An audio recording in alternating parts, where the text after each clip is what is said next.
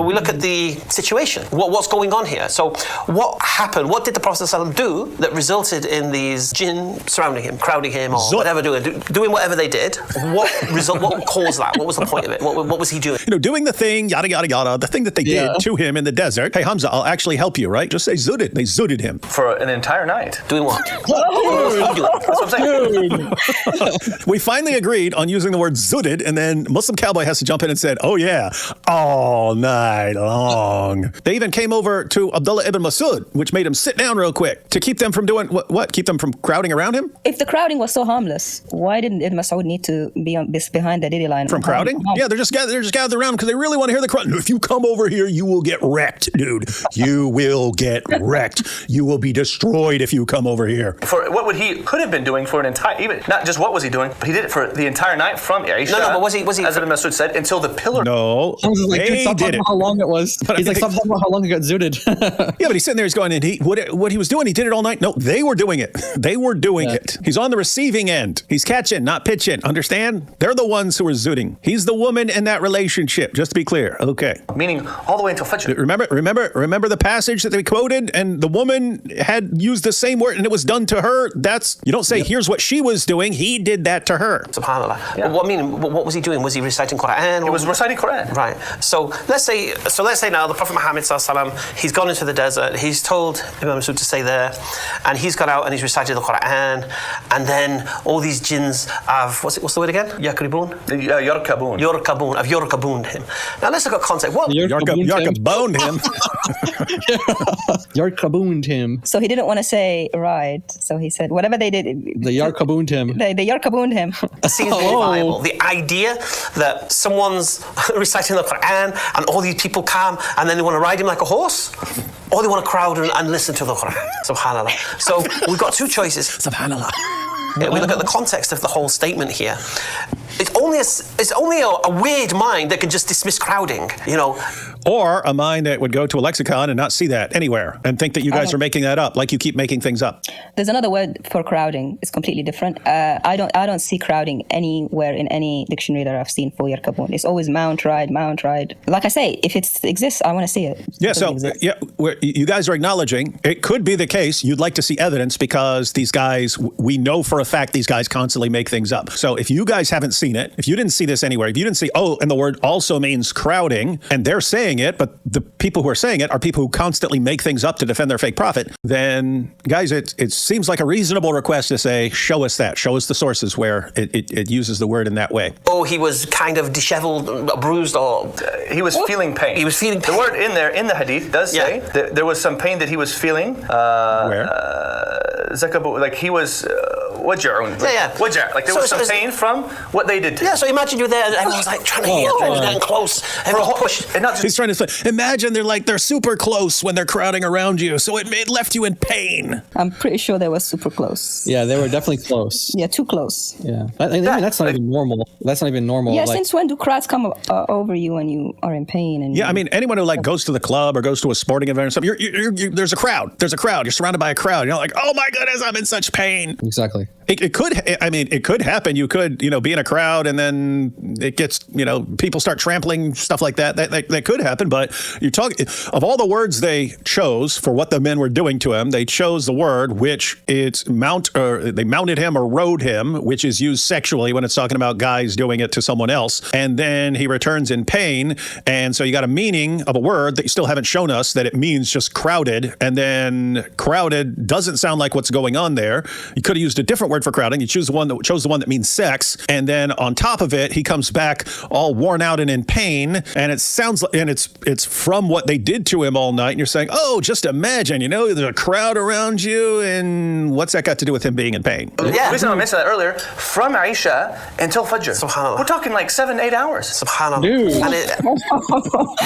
You're not making it any better. Yeah, this guy. So at the beginning, Hamza kept talking about riding. And this guy keeps emphasizing how long it was. It was all night long. 7-8 hours. 7-8 hours. I mean, think if it's 30 men of Al-Zutt, it's like he's got like 4 an hour. And they're pushing and shoving, trying to hear the Quran. And SubhanAllah, this is how we've always understood it. Now, what? This is again. What does he mean? This is how we always. This is how we always understood. That's another thing you made up. Show that.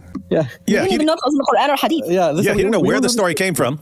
You didn't hear about this story until you heard it from your fans complaining to you about it, who heard it from our fans who've been spreading this around, not in the Zutt sense, who heard it from us. That's so. This is what we've been saying all along, all this time. You just heard.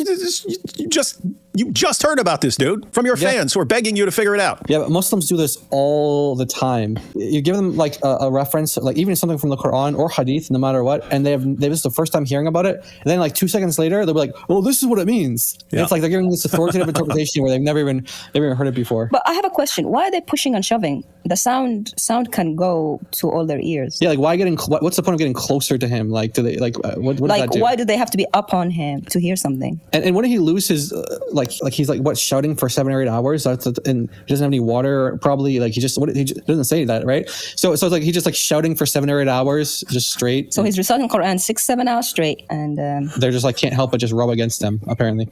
Jimmy Berman says that's like 15 minutes of Zutt. Like, all right, guys, we got 7 or 8 hours till it gets light here. There's 30 of you. 15 minutes of Zutt. wow. Another stupid, I'm going to say stupid, missionary argument, because it's another internal critique. It's another idea that we should believe this. Oh, they learned this from the Islamic dilemma, where they're like, how do we respond to this? Oh, we'll call it an internal critique, and that means that they can't actually make an argument against us because... I guess you could say, given what the Al-Zutt were doing to Muhammad, I guess we could call it an internal critique. Yeah. Internal something. An internal zutting. Internal zutting. It's an internal zooting, all right. That's just such a thing because of what it says. But it's not based upon what they think, it's what we think. And according to... that's what he thinks. They don't know what any of this means, right? He thinks internal critique means they get to decide what everything means and explain it. When all they do is make stuff up. No, you don't get to decide. That's not how this works. If you want to show that you have a correct or accurate interpretation and you have evidence for this, then you could definitely give us that evidence and so on and show us how persuasive it is. You can't just make up a bunch of stuff and say, it's an internal critique, therefore we decide. That's not how, dude, you don't know what an internal critique is. That's what they actually think. They actually think this is the craziest thing. But the thing is, we did show them from their sources that it did mean sexual things. Or it can, yeah. Unless you mount an animal, it can mean it between humans. Oh yeah, between humans, yeah. So actually, it's the 21st century Dawah guys that are not in agreement. But this is how we always understood it. We always understood it like this. Ever since last week, we always understood it like this. And he can't even say yarkabuna. Our scholars, how was that night understood? Do we have any scholars who've spoken about this? Yeah, so, and that's actually an amazing point. If they're going to come in and make a critique about something that's in our tradition, that internally we already have it discussed, this is one, I think it's disingenuous of them from the beginning. And two, when they bring it up, they strawman the whole position, because whenever the videos that I have seen that have been made about this, they leave out the part of that last sentence that's here in Musnad Imam Ahmed, number 3945 for people who want to look this up, and then 3788 in other prints. But that last part they leave out because they don't want you to know that he was actually there for a purpose, which was reciting the Quran, which we have the Quran talking about that exact night that was there, right? And then the strawman position that they make is that these were human beings and not jinn. And we're going to get to the scholars, but that last sentence, in القرآن أوحي إلي فقرئ على الجن. Okay, the Quran was revealed to me and was recited to the jinn, and this was what the Prophet ﷺ told Ibn Mas'ud. Now, the scholars who did tasheeh,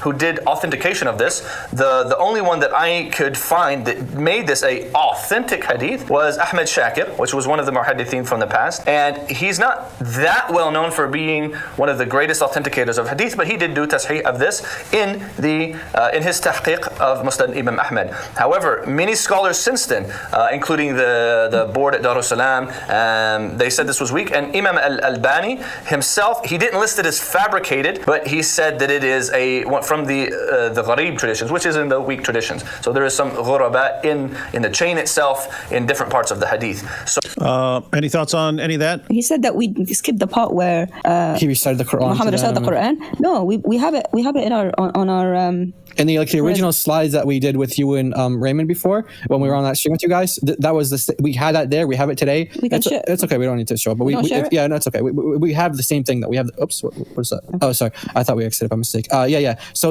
that we have that, and I don't know what videos he's watching where what he's referring to. Obviously, it's not your videos because you're reading the whole entire thing. If so, No, I don't think I talk about. I'm trying to think. I don't think I talk about the jinn, but there's a reason that.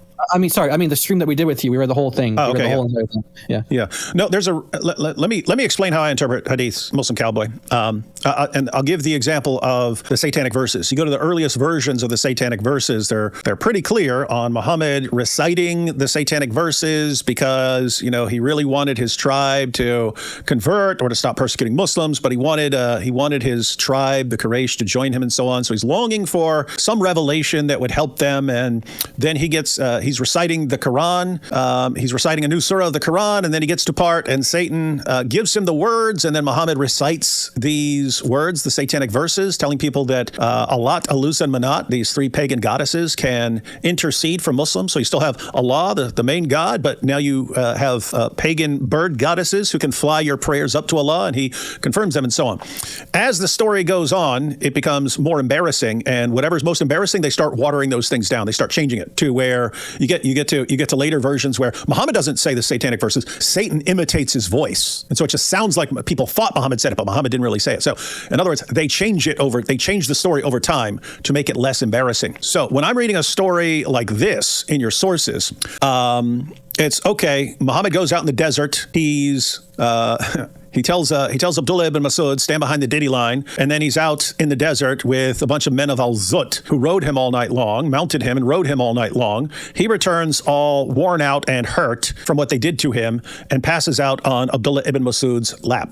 If that's the original version of the story, that sounds pretty embarrassing, right? We have lots of people who would just go, whoa, that sounds like something really, really, really, really, really disturbing was going on with our prophet. Later on, does it make sense that people would say, yeah, maybe those were jinn. Maybe those were jinn, and maybe they're reading the Quran. Maybe he was reading the Quran to the jinn out there, or something like that. I can see something like that happening, right? I can see something like that happening. The story just doesn't make sense if Muhammad went out of the desert to recite the Quran to the jinn. Why are they mounting him and he's returning in pain and stuff? It just doesn't make sense. If there's some original story where Muhammad's out in the desert with the men of Al-Zutt, and then Muslims, as they add their embellishments, which they do, we know this happens. It happens over and over again. They embellish and change things to make them less embarrassing. Kind of makes sense that we get the versions that we have now. So anyway, you can completely disagree with that methodology. You can say, no, we have to stick with the hadith as exactly as is written. That seems silly. We know for a fact Muslims change things to make them less embarrassing. So you can reject what I'm saying. I'm pointing out you can't expect me to go to every hadith and interpret it the way you want me to interpret it, right? If I know you guys embellish things, then I'm looking, okay, what? And I know you guys change things and add details and take out details and stuff to make stuff less embarrassing. Which is what he did. Yeah. Right? Yeah. He was happy to leave it like that. Yeah, he was trying to leave it the up. writing part. Yeah. Yeah, and if it wasn't for his friend kept cornering him, he would have left it out completely. And so, yeah, that's how I read your sources. So one, I can read sources exactly like you read them and say, okay, here's what the story says. But if it's a story where it's sounding like something weird, I try to think, okay, what do I think is the historical core here, and what do I think could be a later embellishment? The story makes no sense if this is about Muhammad reciting the Quran to some jinn and they're crowding. It's a really, really, really, the story doesn't make any sense. And so my sort of evolving version of the story would make sense. But anyway, what do you guys? Anything else? He was lying, saying that the hadith is gharib. Gharib is a term. He was trying to say that it means it's weaker than it should be. That's not true. Yeah, it's actually the opposite. It makes it stronger. Yeah. So Al-Tirmidhi says that this hadith is Hasan Gharib, and then if you don't know what that means, you can go to Islam Web, and you go to Islam Web, and on Islam Web they define what that means, and it says the hadith about which Al-Tirmidhi says Hasan Gharib is stronger than the hadith about which he says Hasan only. So Hasan means good. So if he just said Hasan by itself, it would be good enough. He says Hasan Gharib, which is even stronger. According to his own terminology. So he's actually wrong about that. So he's using the word Gharib because in the modern sense of the word, it means strange. Strange or odd or weird. But that's not what it means in hadith terminology. Grading, in the ancient gradings of hadith, it actually makes it stronger. So here he's being deceptive. Again.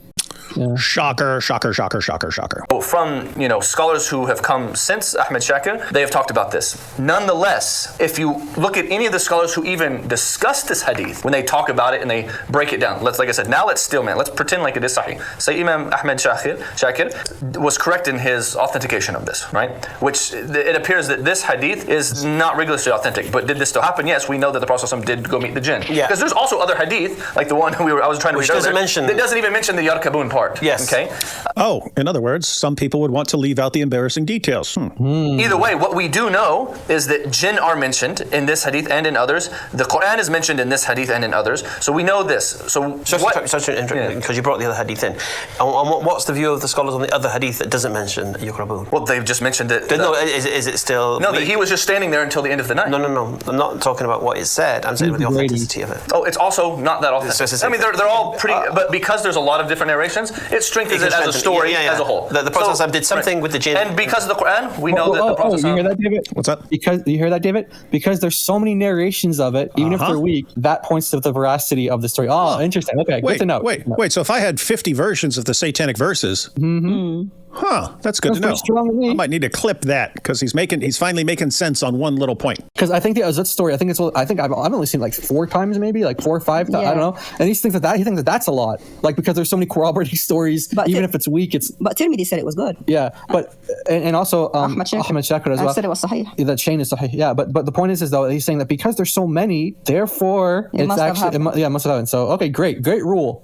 Thank you for that rule. It's like if you have 50 people, let's say each one of them is weak, and they all narrate the same thing, the story happened. Maybe there's some truth to it. There's some truth to it, even if each one is weak, which isn't actually for the Zutt story.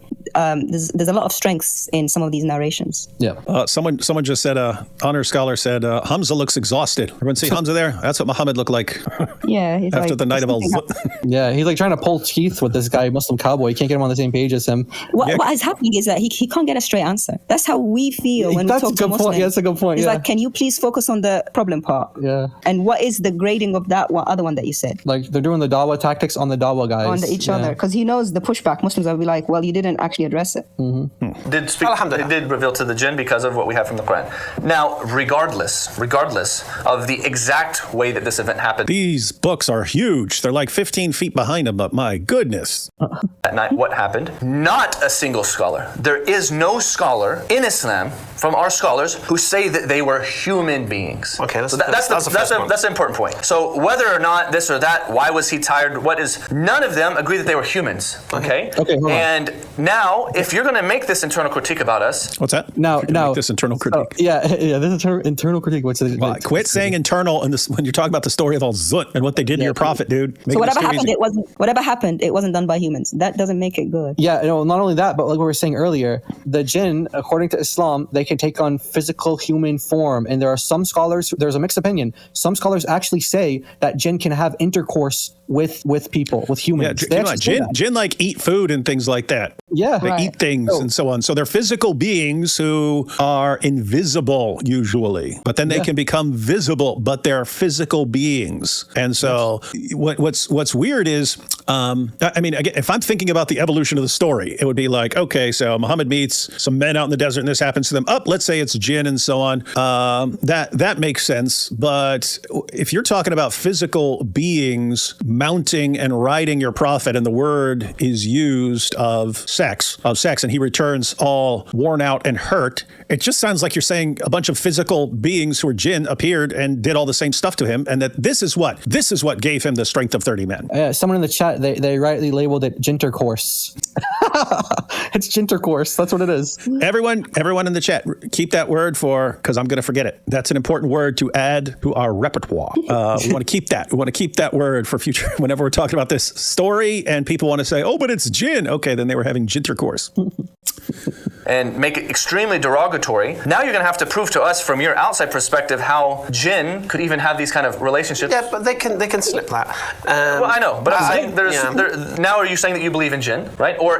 Right, because they don't believe in jinn. They believe that Satan was a fallen angel. There's no third category of these jinn. Okay, so you'd have to but it's an internal critique, so they don't have to believe in them. Yeah, but they're using external methods to deal with this internal critique. They're already kind of... No, they're saying that we have to believe this thing. So it's about our...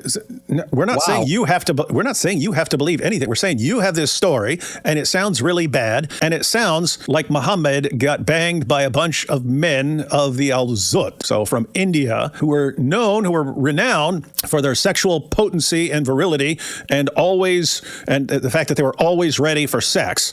Sounds like they were with Muhammad in the desert, did something to him that was described as mounting him and riding him all night long, and he returned in pain and passed out and put his head down on Abdullah ibn Mas'ud's date bowl. And so that's what it sounds like. So we're pointing out, it's like, hey, your prophet sounds like he did something messed up here, and we could be extremely charitable and give you the benefit of the doubt and say, oh, you're saying it just means crowd around. Oh, okay, we can't find that anywhere, but we'll just take your word for it. And you're saying, oh, this word doesn't refer to sexual intercourse in Arabic, when we know it does, but we'll just pretend you're right. We could be extremely charitable and go with everything you're saying, but you seem to have missed the entire point.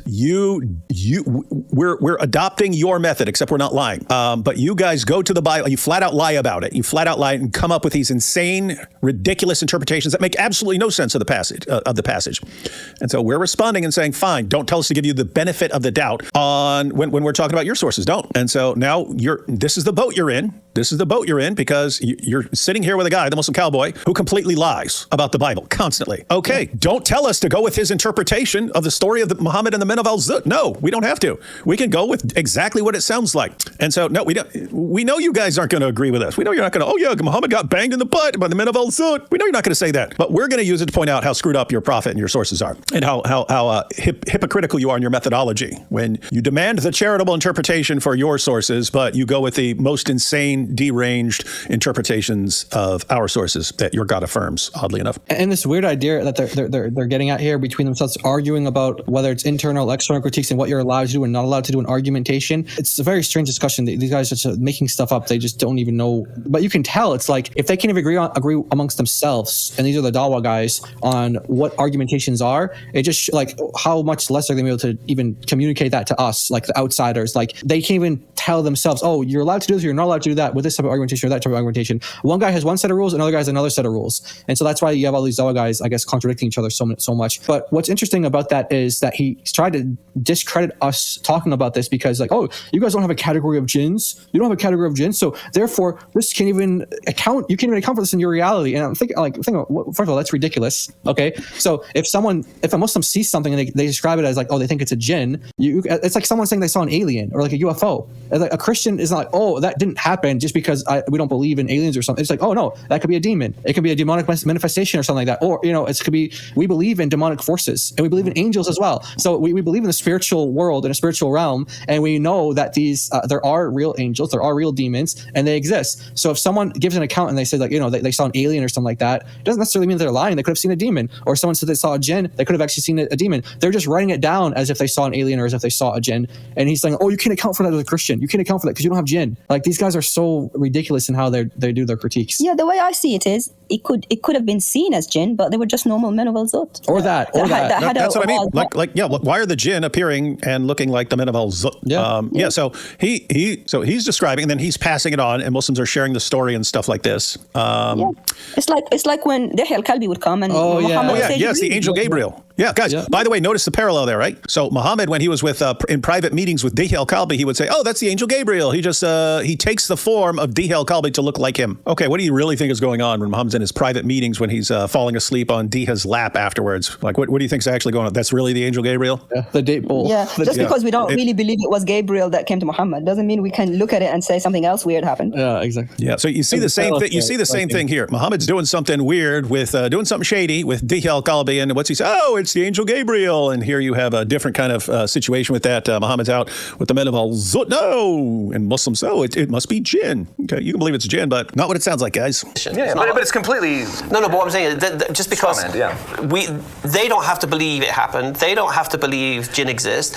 But if they take this position saying that we have to believe it, and we have all these other descriptions of things that happen, they also have to accept that if they're going to use it, all these other aspects of what we believe in Islam also have to be valid if we're going to. No, we don't. No, just basically. Oh, Hamza is just, even Hamza sees that he's stupid here. He's like, dude, I know like we're both white Muslims, and I know like people like to glorify us because we're white Muslims, but I mean, I'm sorry, dude, I'm not going to kiss your butt like the other Muslims. I'm going to tell you you're wrong.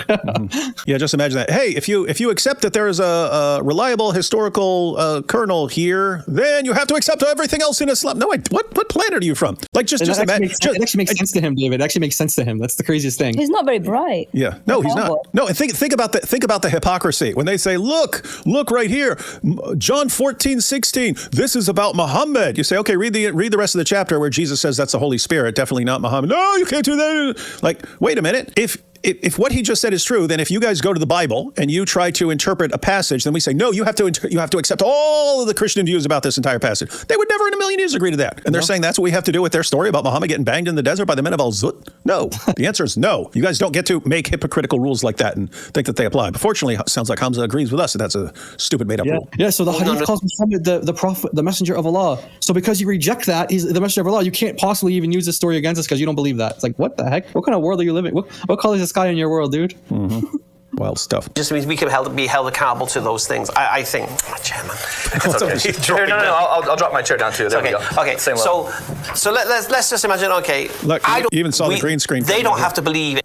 Hold up. When his chair went down, look, was it I think he ate too many dates in his chair. I think. There we go. It's okay. No, I'll see his arm coming in there on the right. Yeah. my chair down too. There we go. Okay, so Quit making it so obvious. Good catch. And look at these flowers, how fake they look.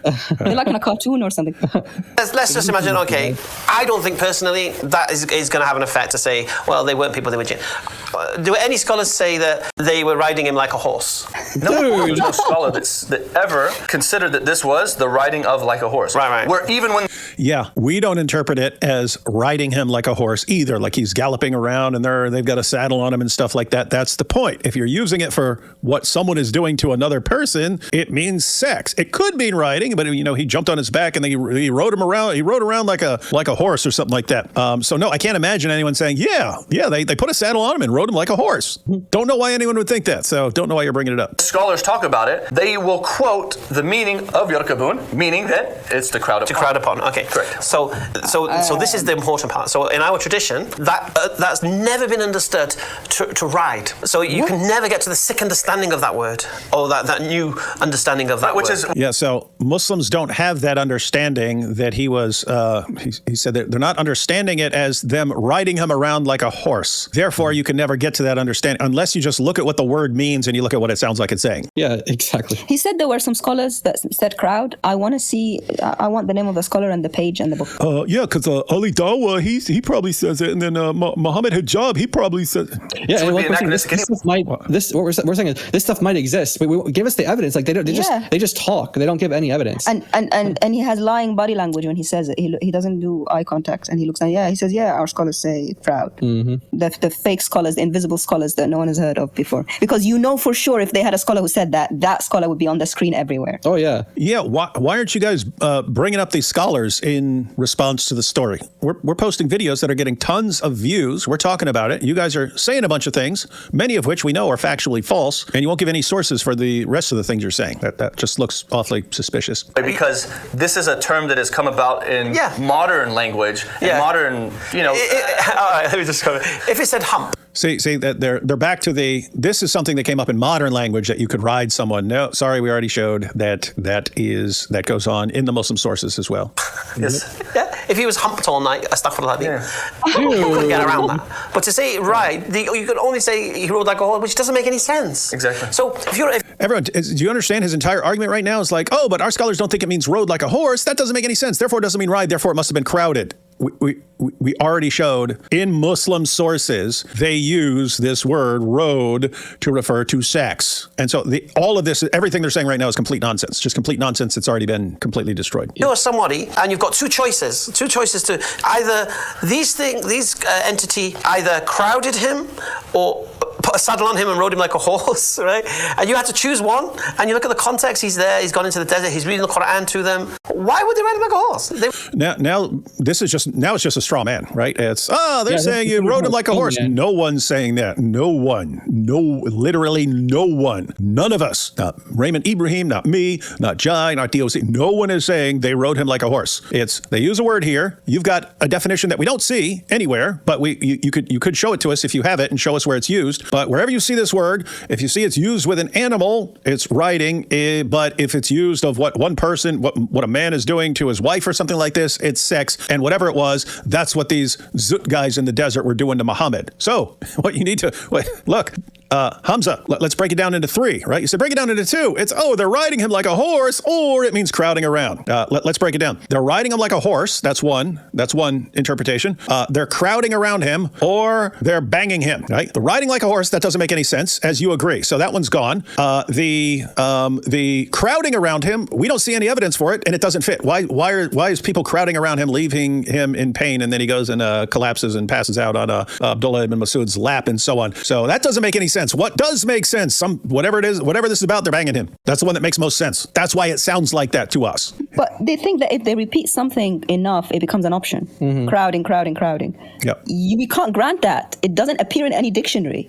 If it does, I want to see it. Yep. So you putting it as an option. So they added an option that was never there, the crowding, and they removed an option that should have been there, the sexual side. Yeah. So they took the option that sounds like what the passage is saying, and they just ignored it as an option. And then the option he goes with is one that they made up for themselves. Yeah, we showed evidence that it's sexual from Ali ibn Abi Talib talking about women and men doing things. Yeah, and they flat out made up. Oh no, it's never used like that. Yes, it is. It is used like that. So they're making up an alternative meaning for the word. They're making up the idea that it wasn't used in a sexual sense.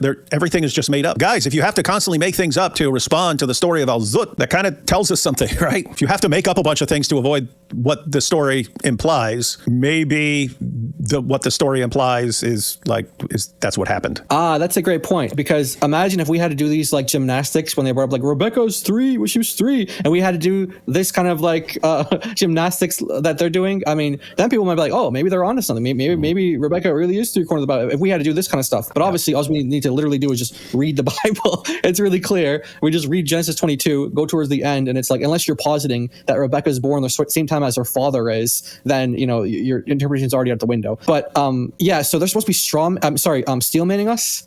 But as we established, they don't know what these words mean, so they're actually doing the opposite of that. Let's put a rule: you don't introduce an option without evidence, because if that's the case, you can no option without evidence. Yeah, no dalil, no deal is what we're going to say. No deal, no deal. Dalil means evidence. Yeah. No dalil, no deal. Because you can do that with anything.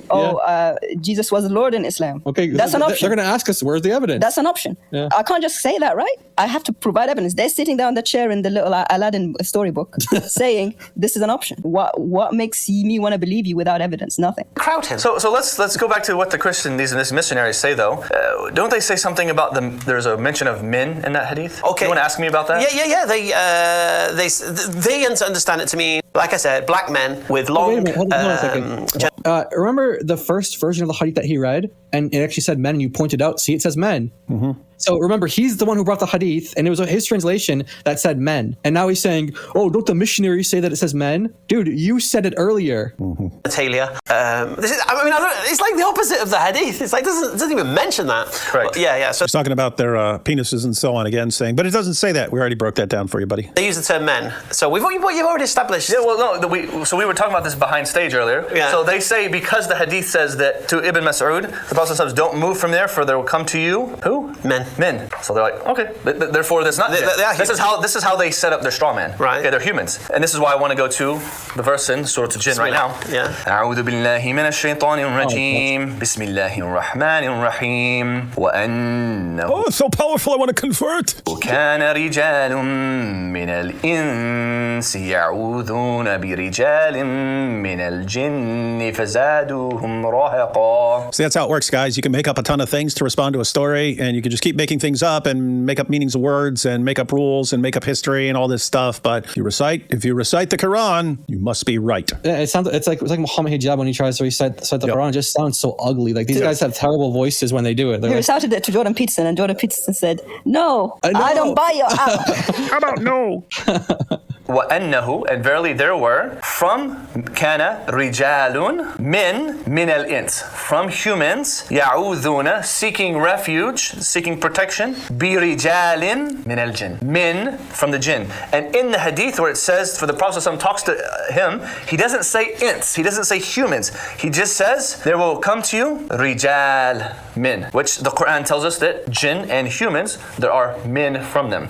So then who is he getting banged by? Men of jinn. Men of jinn. We're willing to grant it. We'll grant it to you, Muslim cowboy. Men of jinn who look like men of Al-Zutt. That would then say that we believe as Muslims that the jinn have male and female, as human beings have male and female. Is that what you're saying? Absolutely. Right? Unlike the angels who are genderless. They're not male, nor are they female. Yeah. And so this takes apart this idea that, okay, now they're saying, of course it says that they're men. Yeah, they're men from the jinn, right? And also, as I mentioned in other hadith, it talks about them being men. And if you're anyone who's not a schoolboy, if you're a proper scholar of anything, when we look in Islamic hadith, literature and in scholarship of hadith, you can't take one hadith in isolation. Just like you can't take one ayah in isolation, because there's not only the issue of nasikh wa mansukh, abrogation, there's also the issue of you're reading one thing, and when the Prophet ﷺ would teach it, he would teach it with other hadith. There was other things that came, certain periods of time, and so you have to understand it all together. And also, there might be a way that one Sahabi narrated something,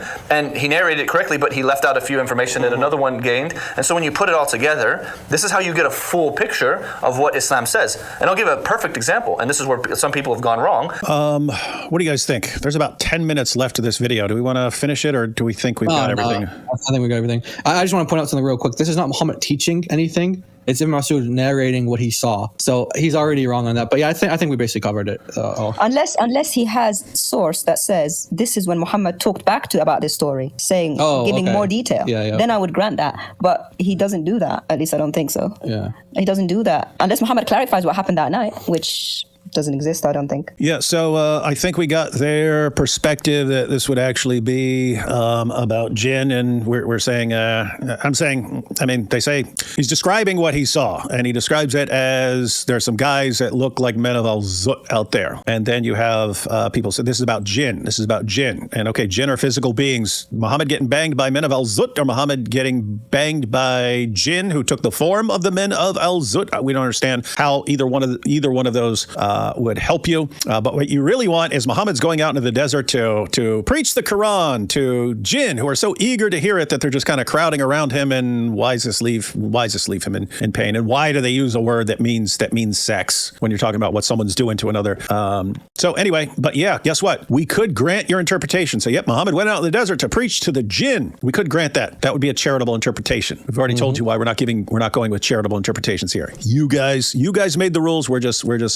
We're holding you to account with them. Seems like I do that a lot, doesn't it? Doesn't seem like we end up doing that a lot. We say, okay, here's the rule. Is this the rule, Sam? Is this the rule? This is the rule? You just start blasting people without hearing them out and say, okay, well, we can do that. We can do that. You made the rule. Same measure. Here we're doing it over and over again. Same measure. That's kind of all we do. All God logic does is read. All he does is read. All we do is apply your standard to you over and over again. All we do is win. All we do is win.